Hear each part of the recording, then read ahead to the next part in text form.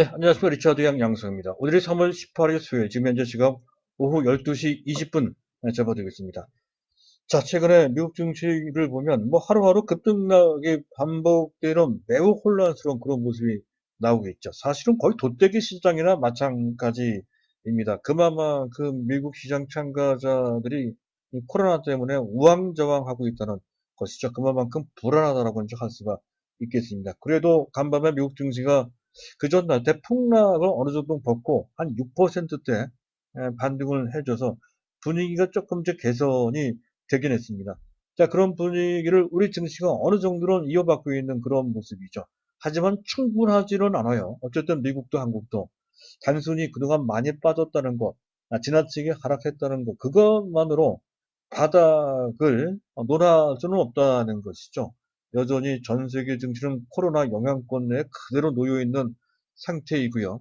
코로나의 현재 진행 상황을 보면 유럽도 유럽이지만 미국도 그렇게 썩 좋지 않을 것 같습니다. 그래서 그것과 관련돼 또 한 번 크게 흔들릴 수 있는 위험성이 아직까지는 현재 남아 있다는 것이죠. 어쨌든 그러한 상황이 오래되다 보니까 국내 증시가 어느 정도 내성을 갖췄는지 현재 우리 시장을 보면 조금 풀려나가는 듯한 그런 분위기가 만들어지기는 하고 있죠. 시장 지수는 그런데요. 시장 내부를 들여다보면 종목별로, 파트별로는 충분히 그런 모습이 나타나고 있습니다. 오늘 우리 시장을 보게 되면 그동안 뭐 물론 테마 시세이겠습니다만은 코로나와 관련돼서 바이오주들이 3일째 연속 강세를 보이고 있는 그런 모습이 뚜렷하게 나타나고 있죠.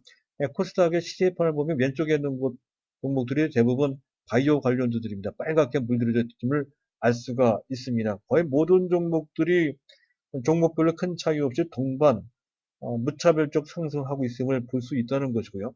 같은 현재 테마 시세로 판단이 됩니다만은 현재 중국과 관련된 종목들도 많이 뜨죠. 중국 소비 관련주, 아모레퍼시픽, LG 생활관광도 탄력이 나오고 있고요. 코스맥스 같은 한국 콜마 같은 그런 종목들도 시세가 나오고 있습니다.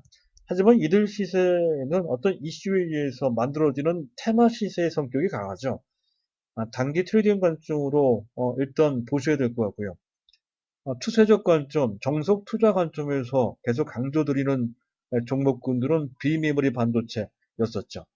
자, 오늘 그들 종목들도 동반해서 같이 올라가지고는 반가운 모습이 현재 나오고 있습니다. 그들 종목 중에 일부 종목들은 특히 안 갖고 있거나 물량이 부족하신 분들은 시장 상황이 여전히 나쁘긴 하지만, 어렵긴 하지만, 부분적으로는 매수할 건 매수해 둬야 되고, 최소한 현재 갖고 있는 종목들은 그대로 가지고 있어야 된다는 관점인데요. 그 중에서도 현재 패키징과 관련돼서 양대산맥이라고 말씀드리고 있죠. 넷피스하고 SAP 반도체.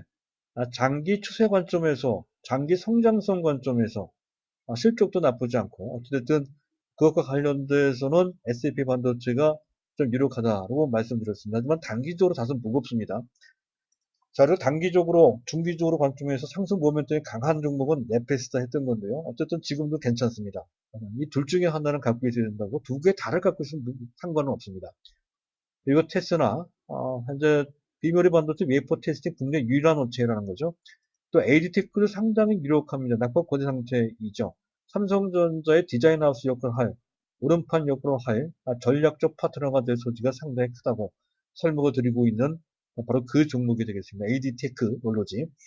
어쨌든 이들 종목에서 적어도 한두 종목은 반드시 갖고 있거나 안 갖고 계신 분들은 반드시 매수를 해야 된다는 것인데 트레이딩 관점이 아니라 투자 관점으로 봐야 된다는 거죠. 그 외에 5G와 관련돼서 RFHIC, 현재 질화 관련 트렌디스토의 세계적인 기술을 갖고 있다고 해서 추천드렸던 종목들이죠. 시장 상황이 여의치 않으나 장기 투자 관점에서 봐서 이들 종목은 상당히 매력적인 상태에 있다는 것이죠. 그래서 이들 종목을 초점을 맞춰서 보시면 된다. 개별 종목에서 말이죠. 그렇게 설명드릴 수가 있겠고, 또 트레이딩 관점으로 최근 특히 상황의 나쁨으로 이제 코덱스 인버스 같은 상장 지수 펀드, 지수와 반대 방향으로 움직이는 펀드를 단기 트레이딩을 하거나 또는 현물을 갖고 있는 현물을 보호하기 위해서 코로나가 끝날 때까지 보유한다는 전략을 제시해드리고 있는데요. 여전히 같은 관점입니다.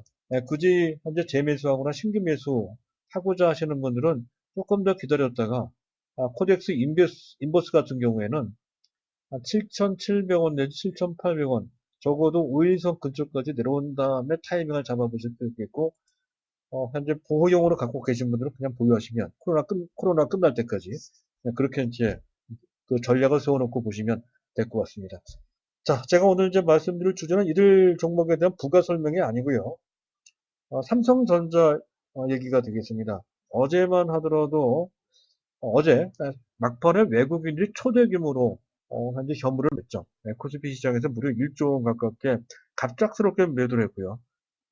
그 가운데 절반 정도, 5,400억 정도가 삼성전자에 대한 매도였습니다. 엄청나게 시체말로 패대기 칠 정도로 대규모로 매도를 하고 있는, 무섭게 매도를 하고 있는 그런 상황입니다.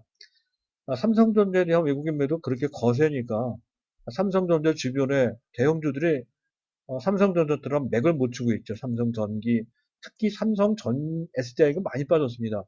또 삼성바이오로직스도 많이 빠졌고요. 삼성바이오로직스, 또 현재 삼성물산도 마찬가지입니다.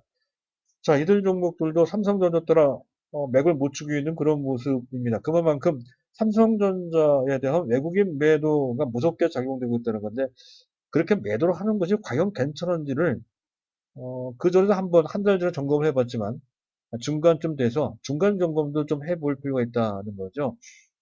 외국인들이 금년 들어서 거의 6조를 매도를 하고 있는 상태이기 때문에 더욱더 신경 써서 보실 필요가 있겠어서 말씀을 드립니다.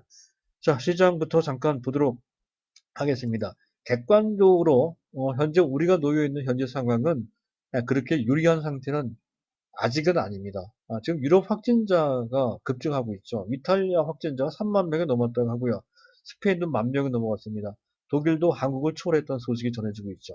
또 미국의 확진자 5천 명 상회했던 소식이 전해지고 있고요.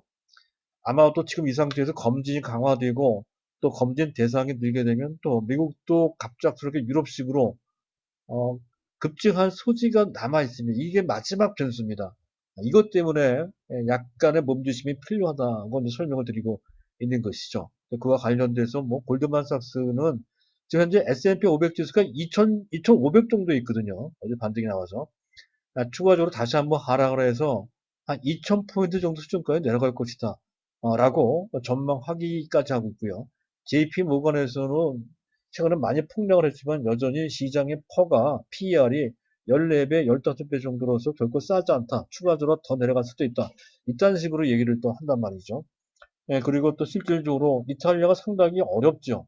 또 이탈리아가 부도 날 수 있다. 그렇지 않아도 현재 정부 부채가 상당히 많습니다.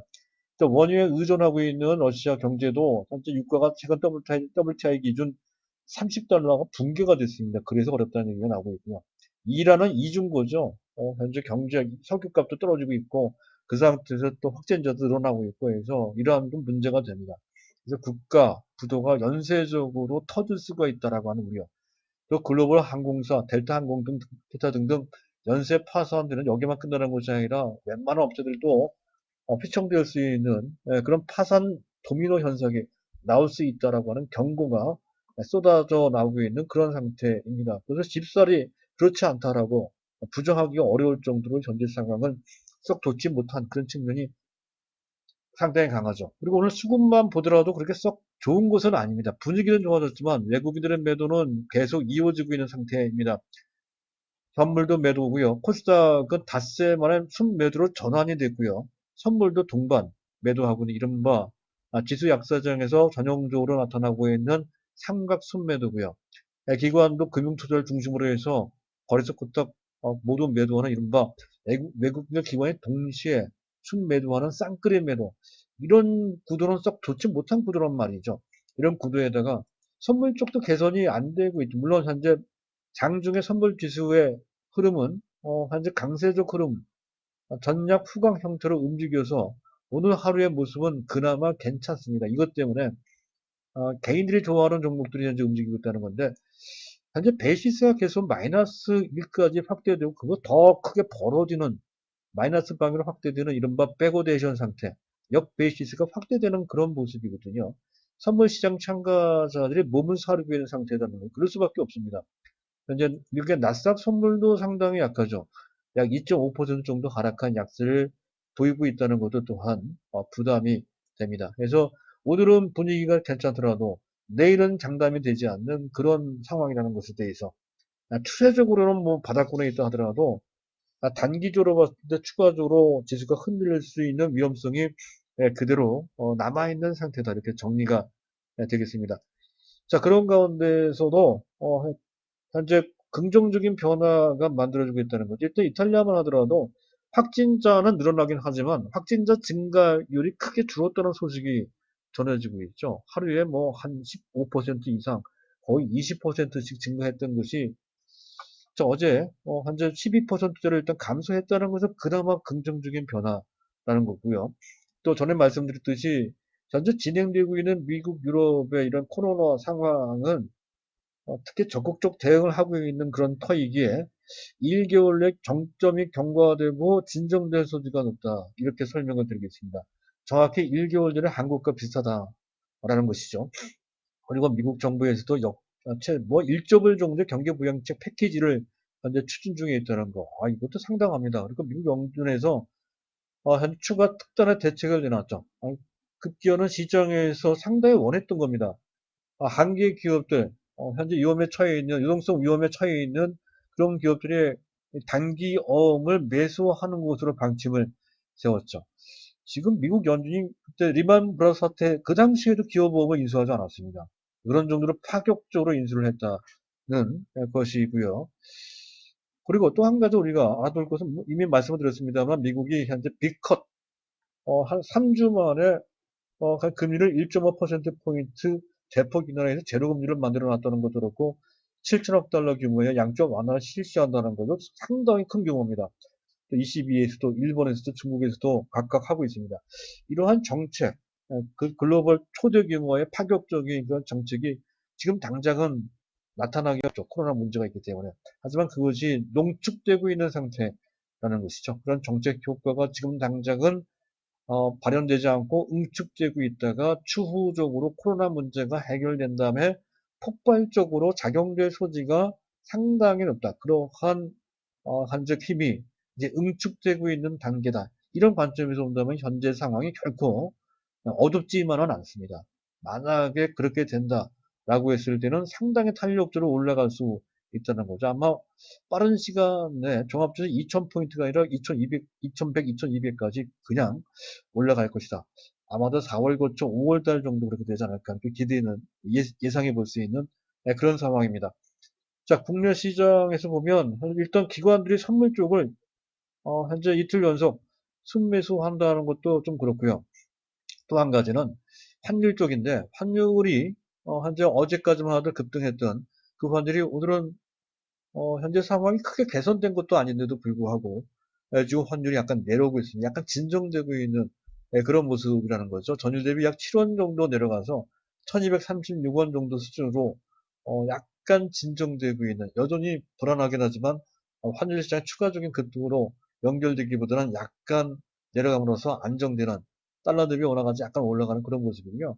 장기적 관점에서 본다면 여전히 현재 주가 수준 전체 분위기는 한 2008년도 9년도 리만 사태 정도 또는 그 이상으로 나쁘다고 하지만 환율이 그 정도로 올라가는 수준은 아닙니다. 그것만 봐도 그렇다는 것이고 또 한 가지 특이할 만한 것은 최근 우리나라 시장에서 외국인들이 뭐 10조 이상 초대규모로 매도를 한다고 하지만 채권 시장에서는 오히려 순매수했다는 거죠. 국채를 3월달 한 달 동안 약 3조 원 정도 순매수했습니다. 만약에 시장이 그런 정도로까지 파탄 날 정도로 어렵다면 국채마저도 매수하기가 어렵겠죠. 그래서 이건 단기적으로 끝날 가능성이 크다고 보고 우리나라 국채 시장, 국채를 순매수한 것으로 규모도 결코 작지가 않습니다. 3조 원 정도라 순매수했다는 것을 우리가 한 의미를 부여할 수 있겠습니다. 자, 일단 시장은 뭐 그 정도 보도록 하고요. 삼성전자 얘기를 할까 합니다. 자, 삼성전자에 대한 외국인 매도가 상당히 드셉니다. 삼성전자 차트를 켜놓고 말씀을 드릴까 합니다. 삼성전자 매도가 어느 정도 되는지 한번 보죠. 자, 집중적으로 삼성전자를 매도했던 시점은 사실은 지난달 한 달 전쯤 2월 24일부터 3월 17일 어제까지 약 4주간이고요. 이 구간을 저는 악마의 구간이라고 얘기를 하고 있습니다. 그 악마의 구간에 시장 전체에서 외국인 매도했던 금액은 거의 12조 원 정도나 된다는 거죠. 11조 8,400억 원이나 되고요. 삼성전자 매도는 무려 5조 4,800억 원이나 됩니다. 근데 그걸 약간 시점을 좀 넓혀보자는 거죠. 외국인들이 현재 금년 초 순매수했다가 순매도로 전환된 시점은 1월 20일경부터입니다. 네, 그때 한 달 더 거슬러 올라가서 1월 20일 이후에 어제까지를 토탈로 해서 계속 뽑아보면 외국인들이 코스피 시장, 코스닥까지 합치면 더 커요. 코스피 시장에서 무려 13조 2천억 가까이, 코스닥까지 합친 15조 16조 원 가까이 됩니다. 초대규모로 사상 초유의 규모입니다. 매도를 했고요. 그 중에 삼성전자를 6조 2천억 원이나 어마어마하게 매도를 했습니다. 기관이 3조, 시장 전체에 3조 4,700억, 삼성전자만 1조 400억 정도를 매도했다는 건데 특기할 만한 변화가 있죠. 연기금이 기관 전체는 순매도했지만 연기금은 삼성전자를 그 사이 1조 3천억 정도 순매수했다는 거죠. 중장기 관점의 연기금입니다. 연기금에서 삼성전자를 오히려 순매수했다는 거예요. 자, 그렇고 개인들이 코스피 전체 시장에서 무려 15조 원 순매수를 했습니다. 코스닥까지 합치면 거의 18조 원 순매수했다는 거죠. 어마어마한 규모로 순매수, 돈이 어디서 이렇게 많은지 어쨌든 15조 이상 순매수했고요. 삼성전자만 6조 정도를 순매수했습니다. 근데 삼성전자에 대한 집중도가 상당하죠. 외국인들의 전체 순매도의 47%를 삼성전자 순매도로 집중을 했고요. 개인들은 전체 순매수의 40% 정도를 삼성전자에 집중했습니다. 삼성전자를 놓고 외국인과 개인들이 단판을 벌였다 했을 정도로 그쪽에 집중했다는 것을 알 수가 있는데요. 재미있는 현상이 있어요. 외국인들이 시장 상황에 나쁘고 또 외국인들이 집중적으로 매도를 했다고 한다면 또 우리 시장은 이머징 마켓이고요. 삼성전자는 시장 전체와 비교를 해봤을 때 개별 종목입니다. 그렇다면 삼성전자가 많이 빠져야 됩니다. 근데 그렇지 않다는 것이죠. 다우지수는 28%, 어제 기준으로 봤을 때는 거의 31%인데 어제 낙폭을 회복했기 때문에 28%, 어제 종가 기준으로요. 나스닥이 25%, 반도체 지수가 마이너스 28% 정도 하락을 했습니다. 그 기간 동안에. 근데 국내 코스피가 28%, 현재 미국 다우지수와 비슷한 정도 수준으로 하락을 했고요. 자, 코스닥이 25.7%좀 덜 떨어졌습니다. 낙폭이 좀 작죠. 근데 삼성전자 보세요. 삼성전자 24.7%, 결코 작지는 않지만 다우지수나 나스닥에 비해서 덜 떨어졌고, 사실 수급으로 봤을 때 이런 정도라고 한다면 삼성전자는 외국인 집중 매도 대상이고 또 시장으로 봤을 때 삼성전자는 개별 종목입니다. 따라서 통상적으로는 이런 정도의 상황에서 30% 이상 대폭락을 했었어야 된다는 거죠. 근데 그 낙폭이 상당히 제한됐다는 것에 주목을 할 필요가 있다는 거죠. 그만큼 삼성전자에 현재 의미 있는 배경이 있기 때문에 그렇습니다. 일단 외국인들이 대규모로 매도를 한 배경에는 한국 시장, 삼성전자는 한국 시장의 대표 종목이죠. 따라서 어떤 위기가 도래됐을 때 외국인들은 종목을 구분해서 매도하는 것이 아니라 시장을 대표하는 종목들을 마치 ETF 매도하듯이 매도합니다. 자, 위기시 기계적으로 매도할 대상이 삼성전자라는 것이고 더군다나 삼성전자는 액분을 해서 유통 물량이 상당히 풍부해서 원하는 가격에 원하는 물량만큼 외국인들이 매매하기에 아주 편하게 되어 있습니다. 기계적으로 매매할 수 있는 ATM기 역할을 한다는 거죠. 그래서 이런 것을 보면 삼성전자의 본질 가치가 훼손돼서 매도했다기보다는 시장 상황에 나쁘기 때문에 시장 전체를 대표하는 삼성전자를 기계적으로 시장 대응 차원에서 매도한 것을 알 수가 있다는 것이죠. 개인들이 순매수, 이거 사실은 역대 사례를 보게 되면 개인들만 순매수하는 것은 좋지 않습니다. 근데 그 전과 좀 다르다는 것이죠. 어쨌든 삼성전자에 대한 삼성전자가 액분을 해서 그 접근성이 그 어느 때보다 좋아졌다는 것이고 삼성전자의 가치는 일반 개인들도 많이 이제 알고 있습니다. 특별히 저금리 기조가 현재 만들어지고 있죠. 엊그제 또 한국은행에서는 0.5%포인트 또 파격적으로 금리를 인하해서 기준금리가 0%대, 정기예금 금리도 1%가 안 되는 정기예금 금리가 나오기까지 한다고 하죠. 그런 상태에서는 배당 투자가 상대적으로 상당히 유력해진다는 거죠.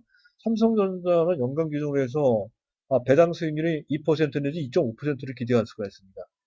삼성전자 배당 투자만 해도 상당하거든요. 그래서 삼성전자에 대한 장기 투자 관점에서의 배당 투자가 상당히 증가되는 그러한 상태라는 것이죠.